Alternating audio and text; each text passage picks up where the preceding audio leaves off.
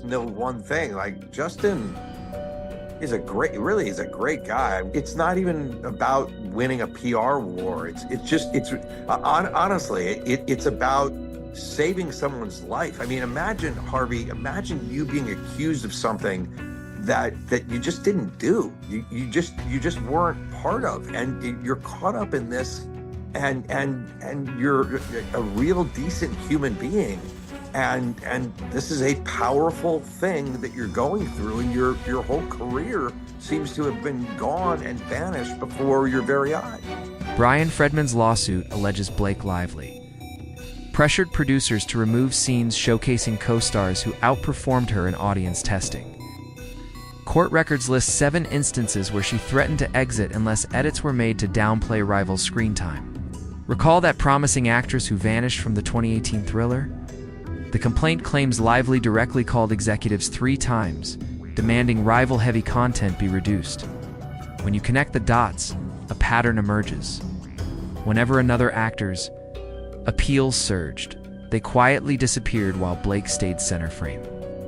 The lawsuit even includes emails documenting her efforts to suppress on-screen competition. Sony wasn't involved in this. Listen to this. Brandon hasn't seen it, so we're gonna sit through it. We just manifested that.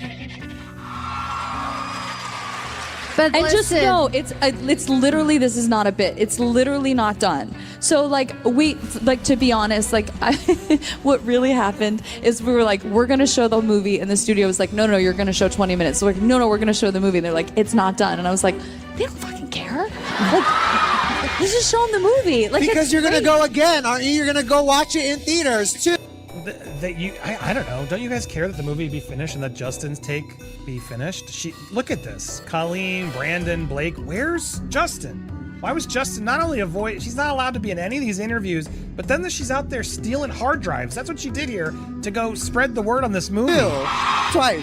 And they were like, it's true. They were like, if everything's not perfect and it's not done, and what if we're going to change things? I was like, these are the people who authored the success of the book. You guys are what matter. And you guys seeing the movie is so important to us. So we're so excited to show you guys.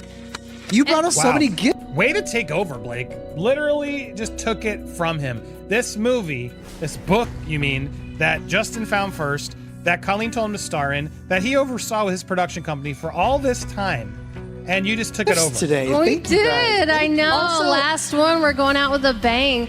But honestly, you guys, y'all are the only audience in the world that's going to see this cut. It is an early cut. I'm so fascinated to know which cut this was. Was this Blake's cut? Was anybody in this crowd that saw this cut? Can you please reach out to me, hit me up, or Kim on socials, or you can reach out popcornplanet@gmail. Please don't spam me with other news links. I get plenty of those. But if you're an insider with info, you can hit me up, please. Who saw this cut? And yeah, we're so excited. And busing 2,000 people to a movie theater sounds like a chaotic nightmare. So I just need you all to be excited and patient. This is Okay, look, if they really bust them all over, Sony's in on this. Okay. There's a lot of theories that she stole this from Sony. No way Blake hired all these buses. She wouldn't even pay for her own wardrobe. So there's no way she paid for all these buses. So this must have been approved by Sony. So it makes me wonder which. Huge honor. Blake had to fight for you guys to get to see this early, so we want it to go well. I literally brought the movie with me on the airplane. I have a folder with a disc, a hard drive. I love it. Yeah. I literally stole this from the editors. Some of those editors got fired. But don't worry about that. I have it now. I'm in control. Isn't that lovely? Because you guys are more important than anybody else. So yeah, it's and the other thing is I have the cutest jeans ever that I'm wearing tomorrow night. Also not sponsored, but they're really, really cute, and they've got flowers on them, and they're cut out. And then Colleen saw my jeans, and then she was inspired because she loves me. And she was telling them the whole time how she's Alice is her favorite. So this is what you're coming into here. So if you're wondering why I'm talking about great. But anyway, did you bring your flower jeans? That was such a genuine. I really do think he's been stuck in his reaction of Great. You can just tell he's so fed up with all this nonsense. Dallas. So she has these cute flower jeans, and I was like, oh my gosh, we're gonna be jean influencers. So I was like, we should give everyone patches because like when they see our cute jeans, they're gonna want cute jeans. So I bought patches on Amazon. Honestly, I haven't seen them. They could be really ugly. People are like, there's an event, there's people coordinating this. I was like, it's fine. I'm ordering it from Amazon. I sent it to Colleen's hotel room. So we have like cute flower patches, no pressure. But like if you guys wanna have Ruin your jeans and put on a flower patch. Florals up for the DV movie. Oh my God. This woman is insufferable. What she will go to promote this like movie. cute patches to put on your jeans so that we can like Brandon has them for his Wranglers. I want to iron them on Brandon's pants, but he always has the cutest like vintage Wranglers and Levi's. I don't think he'll. Yeah, way to guilt trip him. You better put them on your Wranglers, your expensive jeans, Brandon, or you're not a supporter. And you won't get that Wolverine gig that Hugh Jackman, Ryan. Remember the film adaptation of Colleen Hoover's bestseller? It ends with Us Promised as the ultimate romance of the year. The Blake Lively-Justin Baldoni pairing looked perfect on paper with him directing and co-starring. But behind the scenes, things turned toxic fast. Insiders say the trouble began after initial test screenings praised Baldoni's performance, especially among female viewers. According to attorney Bryan Freedman's filing, this praise triggered Lively's jealousy alarms and prompted her to issue an ultimatum: reshoot any scenes where Justin's goodwill overshadowed hers, or she'd quit. How does one star derail a whole production? The court filings detail her campaign. She declared herself the unofficial intimacy coordinator, controlling camera angles, choreography, and even kiss intensity, then bizarrely accused Baldoni of improvised overstepping. 3 crew members provided sworn testimony confirming the pattern. He'd been singled out only after her prior approval. The lawsuit also alleges she fostered a girls versus boys atmosphere, hosting female cast dinners, but openly excluding Baldoni. Texts show Lively warning co-stars about Baldoni's supposed difficult nature and hinting at boundary concerns. On top of that, she allegedly approached entertainment outlets offering insider stories about a controlling director in exchange for framing. Baldoni negatively messages, court documents corroborate. Most explosive are text exchanges with top producers. Limit Jay's screen time. Push marketing around me, no Jay at key junkets, reads one. With mounting pressure and concern over Blake's box office draw and Ryan Reynolds' future schedule, producers acquiesced. Reshoots clashed with Baldoni's availability, causing his scenes to be scaled back. When Baldoni protested, Lively reportedly told execs she couldn't work with anyone less dedicated. Once Freedman submitted the evidence, industry veterans who had quietly watched her pivot felt vindicated. The filing paints Blake as someone willing to derail a co-star's arc, even risking the film's success just to retain top billing. Whether It Ends With Us recovers, one thing's clear: the real-world outcome of ambition, manipulation, and shattered partnerships echoes the story of Lily and Ryle. Studios are now reassessing star control clauses, and unions argue that bullying protections must go beyond standard harassment definitions. About winning a PR war. Honestly, it's about saving someone's life. I mean, imagine, Harvey, imagine you being accused of something that you just didn't do. You just weren't part of, and you're caught up in this, and you're a real decent human being. And this is a powerful thing that you're going through, and your whole career seems to have been gone and vanished before your very eyes. I think what hasn't been settled is the fact that they've lost 4 projects, significant projects, the studio. There's obviously the reputational and emotional distress harm. He's got 2 little kids that pay attention to what goes on in the world. His wife is devastated, and there's others involved in this too that have lost significant. For years, Blake Lively has carefully curated a glittering image of female empowerment sisterhood selfies, girl power hashtags, heartfelt praise for every woman she meets. But Bryan Freedman's lawsuit cracks that veneer, exposing a far more ruthless reality. Instead of solidarity, allegations suggest a deliberate campaign, to undermine primarily her female co-stars. While headlines focus on her clash with director-actor Justin Baldoni, Freedman's filings reveal this is only the latest chapter in a decade-long dossier of deliberate sabotage. Court evidence, including sworn affidavits and internal emails, shows at least 7 actresses starring opposite Lively saw significant reductions in their roles after testing too favorably. The pattern becomes inescapable when traced chronologically in a 2018 thriller. Rising actress Emma Larson appeared prominently in trailers and promo, but by opening night, her role was nearly invisible. Freedman includes an internal message. From Lively to producers, Emma's drawing too much praise in the Dallas. Test screening? Can we tighten the cut around my character's arc? The final film followed exactly that. Former crew describe her dual persona, on camera, the friendly pal posting IG coffee shop snaps. Off camera, lobbying editors to trim or reshoot anything overshadowing her. One assistant director recalls. Lively in the edit bay, pointing out flattering angles of a supporting actress. She's stealing my moment, cut it. Makeup artists corroborate with chilling anecdotes on a 2020 shoot. Lively allegedly complained she looks too fresh-faced next to Mia Jurup and demanded a slightly pale, mismatched foundation on a 24-year-old co-star to make her appear tired under lighting. Documents also trace leverage tactics. 3 producers claim Lively implied her marriage to Ryan Reynolds could influence future projects if her edits weren't approved. Not outright blackmail, one says. But the threat was clear. In 2021, during an ensemble drama, a co-star receiving acclaim found herself sidelined when reshoots were scheduled to clash with her availability, and her scenes were reassigned to Lively. When she questioned this, Lively reportedly branded her unprofessional and pressured execs to side with her character. This behavior extended into costume design per one designer.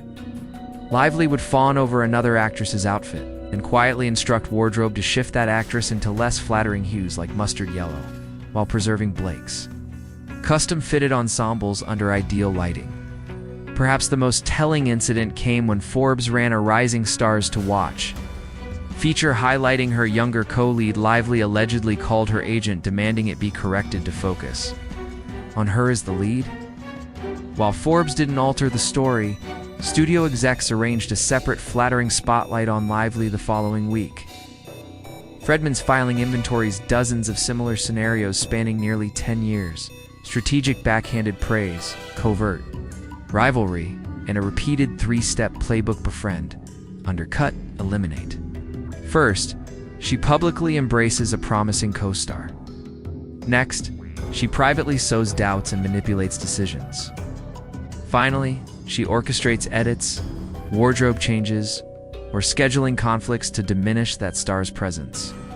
By the time projects release, Lively remains center stage, and her Hollywood big sister brand stays intact. What emerges isn't casual envy, but a systematic power strategy, in which Lively leverages studio politics, media allies, and even her marriage to extinguish competition. Publicly, she's the supportive bestie. Behind closed doors, insiders say she's a master chess player, plotting every move to ensure only her light shines brightest, lest the courts or industry peers finally say checkmate. This shadow campaign might continue, leaving up-and-coming talent sidelined before they ever get to glow. That this was a takeover of a movie, and whether we find out exactly what the reasons for the takeover were and who was behind the takeover, I think that we're going to find some interesting documents when Discovery starts, and I'm looking forward to Discovery, because when you start to look into what was in Stephanie Jones's hands and what was in Leslie Sloan's hands and what was in Blake Lively's text messages, and what those discussions were like, I think we're going to find the answers to this really quickly. It all comes in this document that we did talk about. I think this came out yesterday during the live, which if you missed yesterday's live with Zach, we had a wonderful time with Zach Peter. Hope to get him back. But I want to go through some of this because there's so much nonsense in this doc. And as Deadline here does sort of break down very well, it's just so much back and forth where ultimately they're just trying to agree on protective orders, which there should be some sort of protective order. No one's denying that, but no one wants to give. And honestly, Blake's asking for too much, in my opinion. She wants all celebrity correspondence to be private. It's called AEO, which is Attorney's Eyes Only. All sort of private mentions from celebrities, etc., should be only for the attorneys. It's like, girl, no. You published his text messages. Can we just hold on, Blake? You published his text messages in a complaint that wasn't even a lawsuit, and then gave it to the New York Times before you filed it officially. You're a despicable and a massive hypocrite.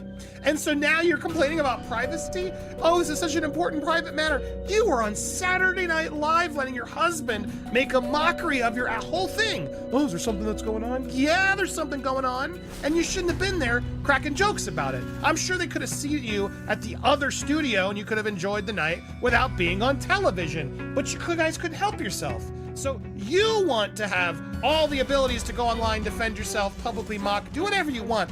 But when you want it to be private, you should just get to decide that it's not how it works. And I imagine the judge is going to start getting frustrated because no one's agreeing to any side of anything. They just refuse to meet in the middle. And so there's a few parts in this document that I think are really important to talk about, including, yes, calling out content creators, but trying to there's a lot of legal speak, etc. Leaving aside the callous disregard and disrespect for a woman, advocating for the most basic workplace protections against SH. Debatable, Blake. The Wayfarer Party's position that a woman who speaks up against SH has somehow waived any and all privacy interests shows the futility of future conferral. Well, no, it doesn't. It's incredibly important that all this go up because you published a lot of this publicly. This is beyond just the complaint. You published it to the New York Times and you defamed him and disparaged him, and he disagrees with you. I don't agree that all SH claims moving forward should be put in a silent, quiet chamber where we must believe the woman. For nearly a decade, Blake Lively has meticulously sculpted an image of Hollywood charmbutt today. That facade is peeling away. Entertainment attorney Bryan Freedman's latest legal filings expose a dark apparatus built to suppress anyone who threatens to expose Lively's behind-the-scenes behavior. At the core lie brutal non-disclosure agreements. 3 former personal assistants have sworn under oath that their contracts came with lifetime gag orders, crushing financial penalties, and hidden clauses banning them from ever sharing a single story. One assistant says, "I signed away my voice forever." A senior entertainment lawyer calls these NDAs weapons of intimidation. But that's just the start. Lively allegedly maintains what insiders describe as an insurance policy, a carefully curated stash of compromising photos, texts, and secret audio recordings documenting everyone who's been in her orbit. If you shared a trailer or a table read, she has receipts, an ex-entourage member warns. The message is clear. Speak out and risk humiliation. Reinforcing her control is a network of industry allies, studio execs, agents, even friendly. Editors tasked with protecting her image. One producer claims, negative mentions vanish from editorial cues before the coffee gets cold. These aren't casual favors. They're strategic placements designed to intercept negative headlines and replace them with fluff pieces about Lively. Freedman's brief highlights, multiple incidents where individuals received legal warnings within hours of posting vague critiques like the makeup artist who jokingly wrote, "Some blondes aren't as sweet as they seem," and woke up to a cease and desist. Even liking a critical tweet led an assistant director to find papers served at his breakfast table. Her most powerful tool? The facade of family values. When crew members raise genuine concerns over safety, sudden rewrites, or erratic behavior, co-workers' critique was recast as an attack on her children or marriage. One text reads, "Make this about my family," after a co-star pressed a safety issue. A veteran producer observes, legit issues get reframed as attacks on motherhood. Press manipulation follows. One case, a reporter planning a piece about on-set conflict received exclusive family photos, but only in exchange for shelving the critical story. That embarrassing angle suddenly disappeared. Lively also allegedly blacklists dissenters. Sources say she or her team have quietly warned producers that actors, stylists, or crew were difficult, ensuring they never get hired against, something Justin Baldoni reportedly faced during their legal clash. Layered together draconian NDAs, surveillance-style dirt files, media trade-offs, whispered blacklists lively system has enforced a climate of fear, allowing rumors to remain buried in bar banter. But now, the silence is cracking. As lawsuits pile up and sworn testimonies surface, the myth of the unblemished Golden Girl may be nearing its end. With the machinery exposed, Hollywood must confront how many careers were quietly sacrificed to silence a single star. And once that illusion collapses, the fallout could be enormous. PR war. Honestly, it's about saving someone's life. I mean, imagine, Harvey, imagine you being accused of something that you just didn't do. You just weren't part of, and you're caught up in this, and you're a real decent human being. And this is a powerful thing that you're going through, and your whole career seems to have been gone and vanished before your very eyes. I think what hasn't been settled is the fact that they've lost 4 projects, significant projects, the studio. There's obviously the reputational and emotional distress harm. He's got 2 little kids that pay attention to what goes on in the world. His wife is devastated, and there's others involved in this too that have lost significant.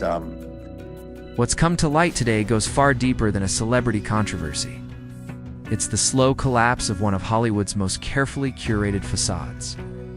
Bryan Freedman's jaw-dropping revelations suggest Blake Lively's rise may have been built on quietly silencing others and keeping rivals in the shadows. The version of Blake the public embraced the women's empowerment icon. The relatable star next door might have been more image than reality. It's time to ask the uncomfortable questions. How many talented artists saw their careers stall just for standing beside someone unwilling to share the spotlight? How many voices were muted so one star could shine brighter as Hollywood's Golden Girl been pulling strings all along while the world applauded? Share your thoughts down in the comments. We want to hear it all. And if you're here for the stories the industry never wanted told, don't forget to hit that subscribe button. The silence is breaking, and this is only the beginning.